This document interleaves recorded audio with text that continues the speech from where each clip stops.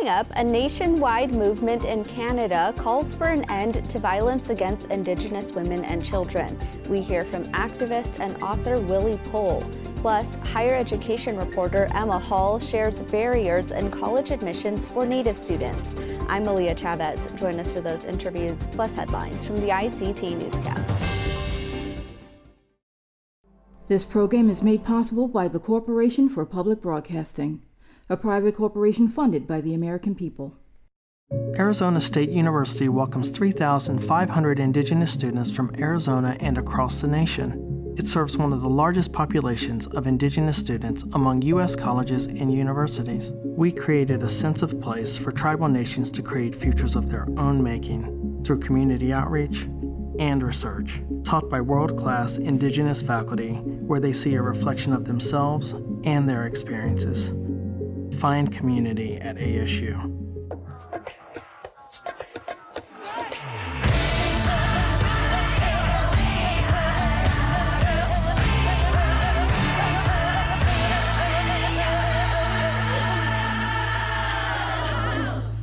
Amarao Hopa, thank you for joining us. We start off today in southern Utah, where ground-penetrating radar work has confirmed the existence of children's remains under a federal Indian boarding school. The Paiute tribe and Utah State University collaborated on the project after it was suggested in 2021 that several children died at the Panguitch boarding school. The probe was able to confirm 12 bodies at the site, which is on land currently managed by the university for farm-related research. Panguitch operated from 1904 to 1909 and was just one of at least 8 such boarding schools in the state. As of now, it is the only one where students are verified to have died and been buried on site.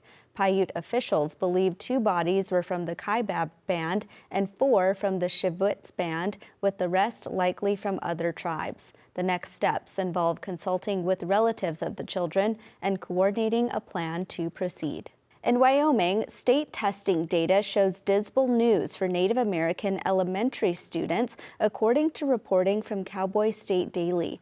95% of third-grade students at a reservation school in Arapahoe, Wyoming, lack reading, writing, and other related literary skills. This data comes from the 2022 Wyoming Test of Proficiency and Progress report, which measures student learning in the state. According to literary experts, a child's ability to read at third grade is a great predictor of the future success of a student. Options to improve test scores and solve the issue are being proposed by the state, as well as the Wind River Indian Reservation. One crucial factor under consideration for the low scores is cultural differences. Some solutions being discussed include learning centered around tribal heritage, family support services, and integrating learning in the community. There is a new position hoping to create a more straightforward path for Native students to attend the University of Virginia. Last week, UVA announced it hired Isleta Pueblo citizen Cody Grant as its first tribal liaison. The role will serve the area's 7 federally recognized tribes and 11 state-recognized tribes. Previously, university faculty and staff did the duties of a liaison, but on a volunteer basis. That's changing now with Grant's hire. He is set to work with the university and Virginia tribes to help build relationships, work with prospective Indigenous students who want to attend UVA, and be a point person for faculty, staff, students, and alumni. Grant said he ultimately hopes to tailor the position to fit the UVA Indigenous community's needs. And those are the headlines for the ICT Newscast.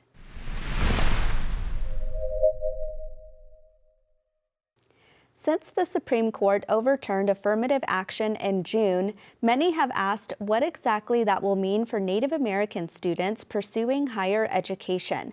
Emma Hall specializes in diversity, equity, and inclusion reporting. The Cherokee and Blackfoot descendant is an intern for the Chronicle for Higher Education. She recently published an article diving into the complicated relationship between race and college admissions for Native students. ICT's Mackenzie Allen Charmley has this interview. Well, Emma, thank you so much for joining me today to talk about a recent article of yours titled, "For Native Students, the End of Race in Admissions is Complicated." What exactly did you mean by that? Right. So we know with this decision, it's going to impact students of color in general, but for Native students in particular, it's complicated. We know for a fact that students are one of the most historically underrepresented ethnicities when it comes to looking at students, the makeup of students in universities. So we know for a fact that there is concerns when it comes to how this will affect Native students moving forward. What's interesting about Native people in general, though, is that the connection between race-conscious admissions is not necessarily as clear-cut as it is for Black and Latino students, which also speaks to, you can't necessarily lump Native people in this monolith like you can with other ethnic groups. A lot of that has to do with the fact that Native students, alongside having or being in a ethnic group, we also have a political identity, right? That we're citizens of sovereign nations. So our identity becomes a little bit more complicated compared to other students in higher education in general. And there's also a lot of concerns moving forward that Native student enrollment has been on the decline by 33%, which was data that our team had found since 2011.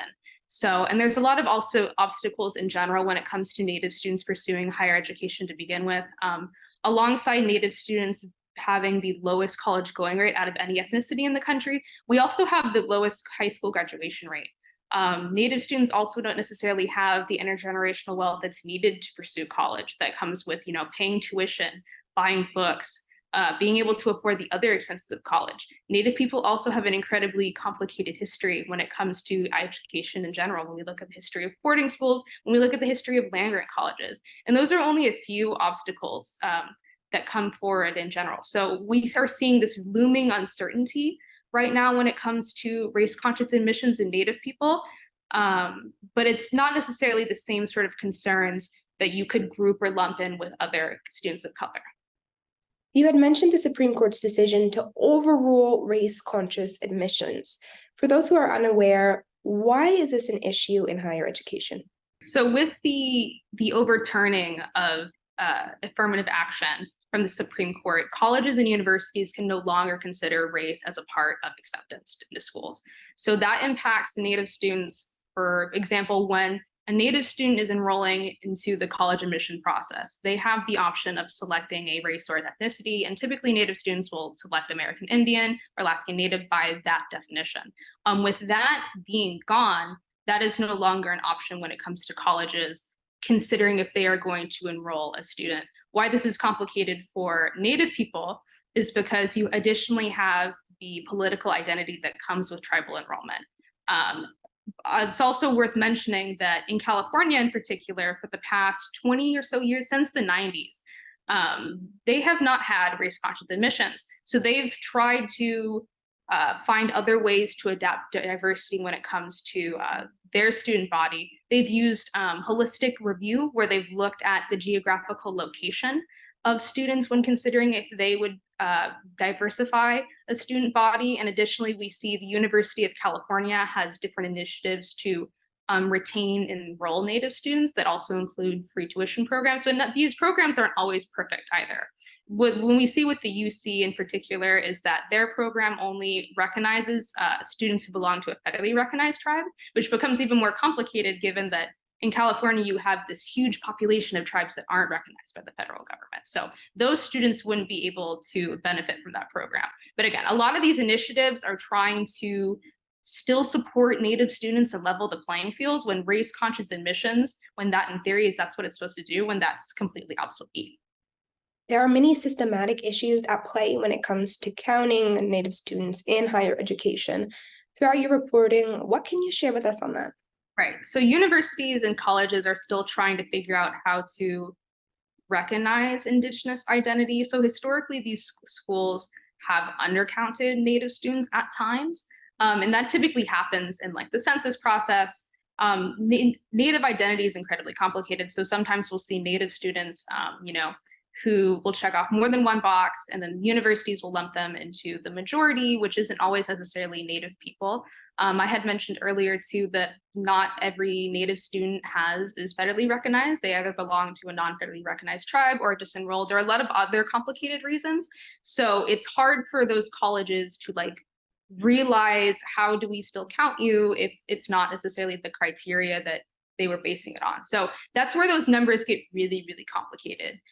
Just because, Native identity is not necessarily as simple as I think some people might think. It is complicated in the sense that, alongside us being an ethnicity, we also have our own political identities, that we're citizens to sovereign nations. So higher education, I would say, like, these mainstream institutions are still trying to reckon with how to see indigeneity. And what are some of the key takeaways you hope audiences get from your reporting? Indigeneity is very complicated, that you can't necessarily use the same circumstances. You can't necessarily use the same logic when it comes to looking at race-conscious admissions for Native people with other underrepresented students. Students of color are, without a doubt, like, gutted by this decision. At least most are. So there's obviously a clear impact on how that's going to impact admissions when it comes to students of color in general. It gets more complicated, though, when it comes to looking at how it's going to impact Native students, because the connection has not always been clear-cut between how race-conscious admissions has helped Native people in the past and sort of in the modern day era of higher education. I know the American Indian College Fund has been very outspoken about making sure that this decision doesn't create more obstacles when it comes to affording colleges, and they've been really good about advocating for equitable pathways into college.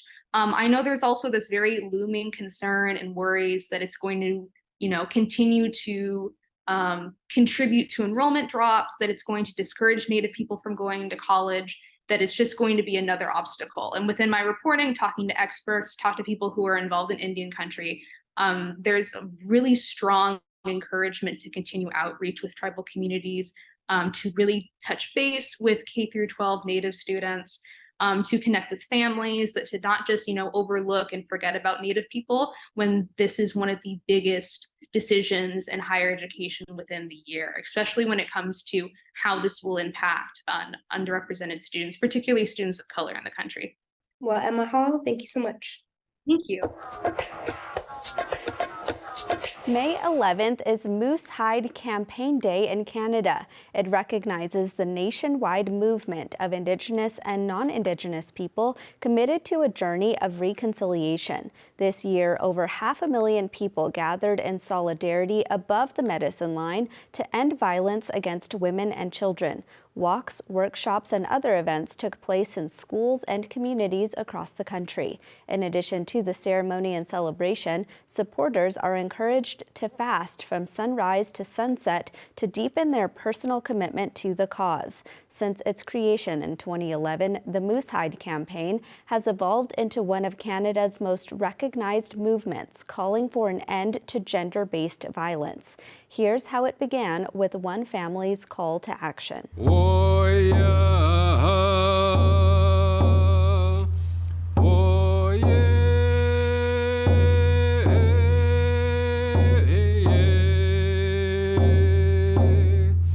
Oh, yeah.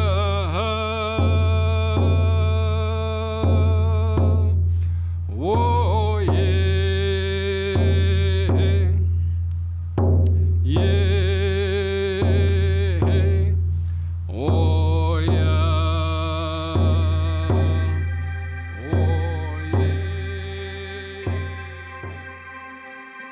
My daughter Raven and I were hunting moose along the Highway of Tears. It's Highway 16, and talking about that reality that Indigenous women and non-Indigenous women live, that there is a place where so many women have been murdered or gone missing, that they refer to that place as the Highway of Tears. We're talking about the need to do something right away, something now.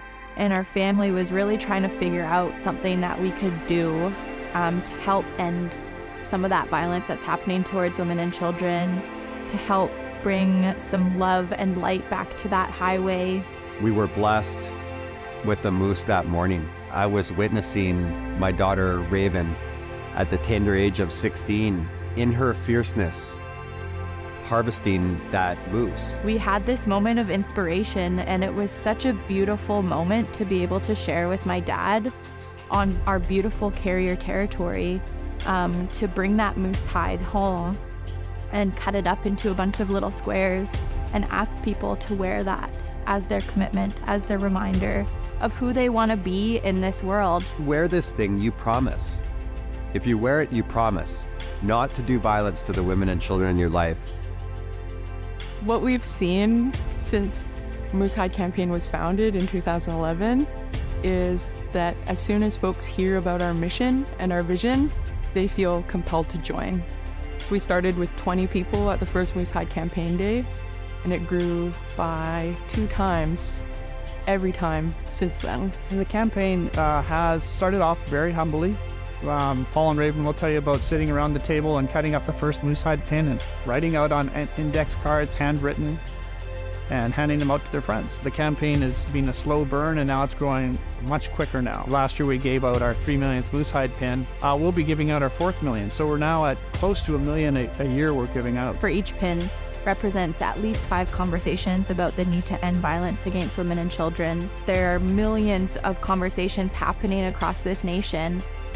The Moose Hide Campaign, it was easy to say that it aligned with my virtues and values, not only as an Indigenous man in community, but also as a human being in community, around not only how we look after our families, but how we provide love and compassion so that our families, grow up safe, comfortable, and acknowledged for who they are and the gifts that they carry. What I've learned is that this movement has grown and been able to reach so many people in such a short amount of time.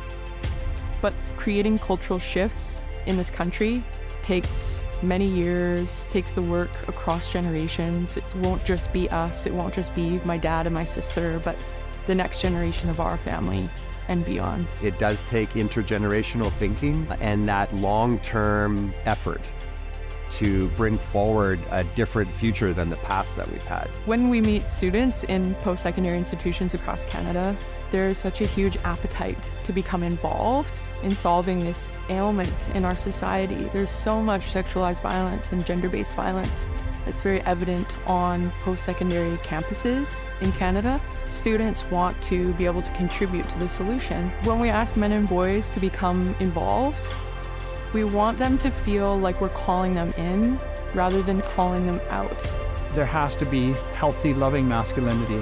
That's the antidote. So we call people into that space, saying that you don't have to show up as a healthy person. You just have to show up and say, I'm willing to take a couple of steps and a couple more. And so we invite people into that journey in whatever way makes sense to them and from whatever culture. What I would say to young men, perhaps it's not so much in what I would say, but rather in how I would listen and invite them into space that is safe and comfortable for those conversations to happen.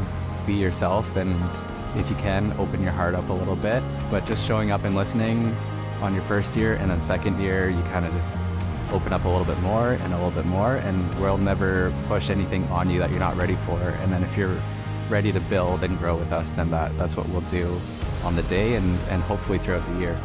When I envision the future of the campaign, I think about 1 million Canadians fasting together on the same day with the collective intention and desire to end violence towards women and children. I see people from all backgrounds and ages and genders and all of us standing together for something that is really important.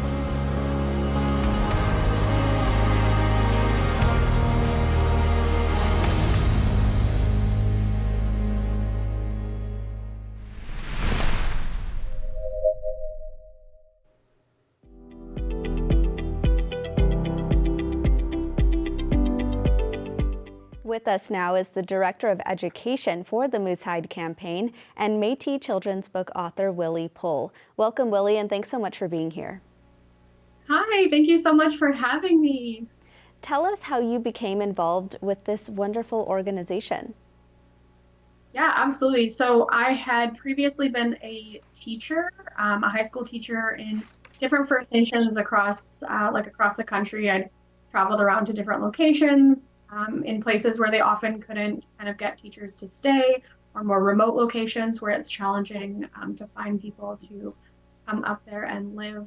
And in every community that I had worked in and been a part of, children as young as like 5 years old were so aware of the MIWG2+ epidemic.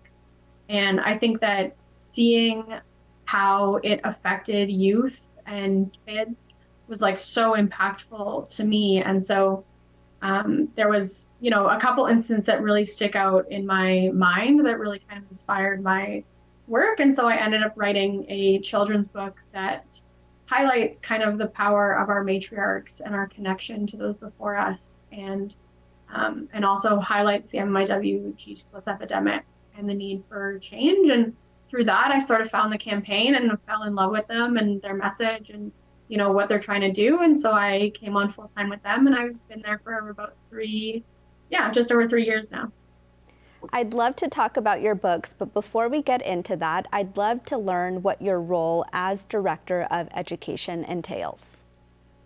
Yeah, absolutely. So my work really is about helping teachers across the nation bring reconciliation efforts and kind of bring the messaging to end gender-based violence into their classrooms. And so right now, I think there's a lot of like non-Indigenous educators who are kind of struggling with what they can bring into the classroom. And I think they're just a little bit hesitant and nervous. So I work with a lot of educators from all backgrounds to kind of talk about, how to bring this Indigenous medicine into the classroom. Aside from working with these teachers, you also educate through children's literature. Tell us about your new book. Yeah, so my newest book is actually Minnow, the Girl Who Became Part Fish.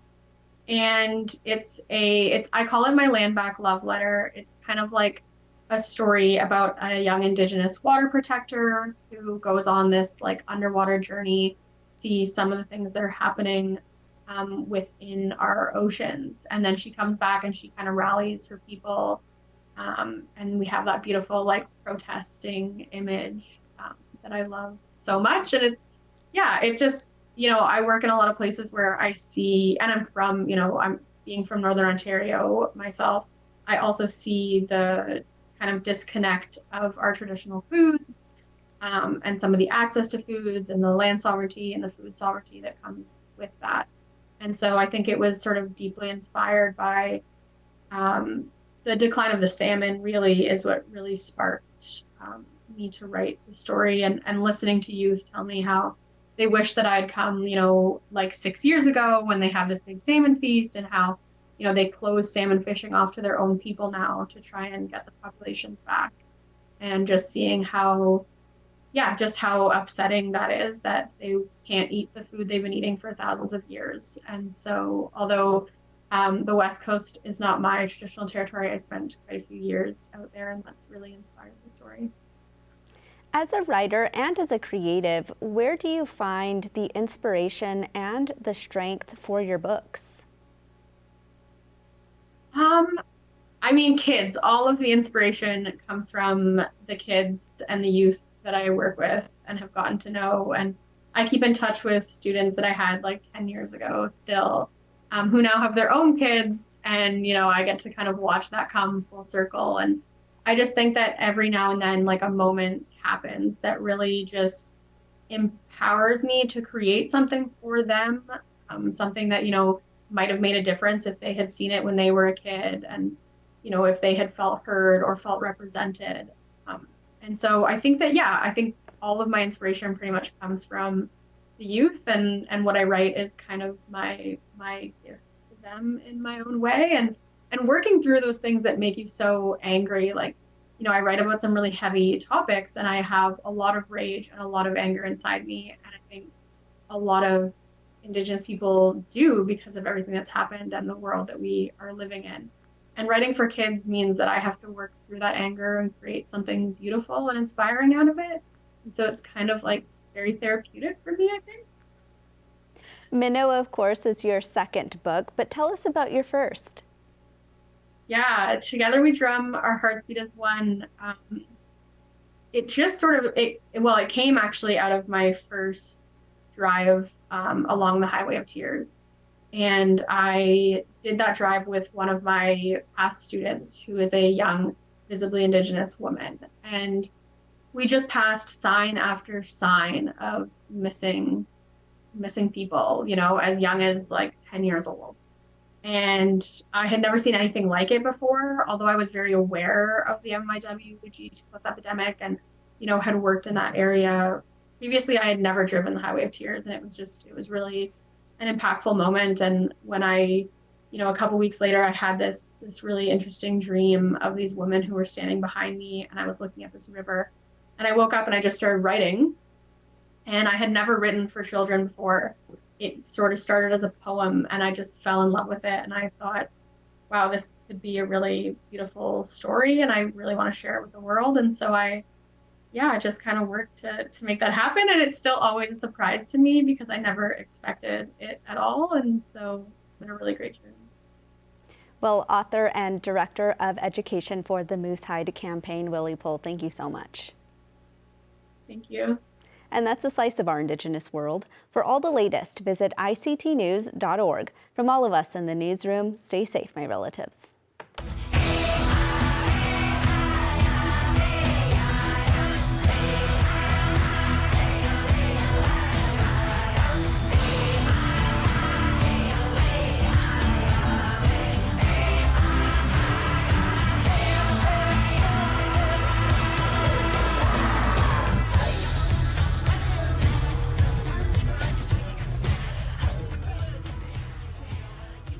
This program is made possible by the Corporation for Public Broadcasting, a private corporation funded by the American people.